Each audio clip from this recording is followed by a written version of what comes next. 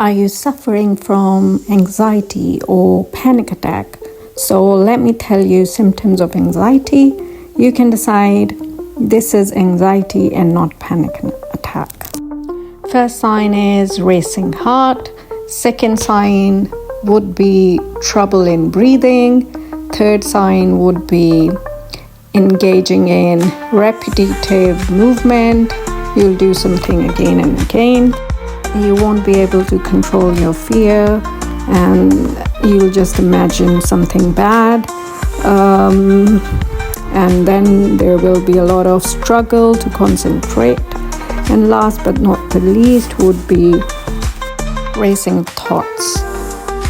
So as I told you, you'll be having a lot of constant fear that something bad might happen. You will think a lot, mostly think bad, think negative.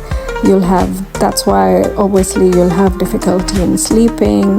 You'll feel dizzy, a lot of worrying, irritability, very rapid heartbeat, restlessness, sweating, muscle tension.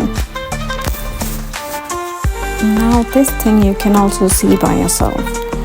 That is it actually anxiety or you're just feeling anxious? So number one is, am I frequently worrying about multiple things? Or maybe if it's just one thing, am I frequently worrying about it? Number two is, are my anxious feelings too intense in comparison to the actual stressor? So are you actually feeling a lot of negativity, although it's not too much to worry about or not too much to think about? Then, am I still feeling anxious even if the problem have been resolved, everything is sorted out, but still I feel anxious, I have a bad feeling? Do I frequently experience intrusive thoughts that I can't brush off, I can't stop thinking about no matter how hard I try to, or how irrational they may be? Maybe there's nothing like that and you just feel negative about everything.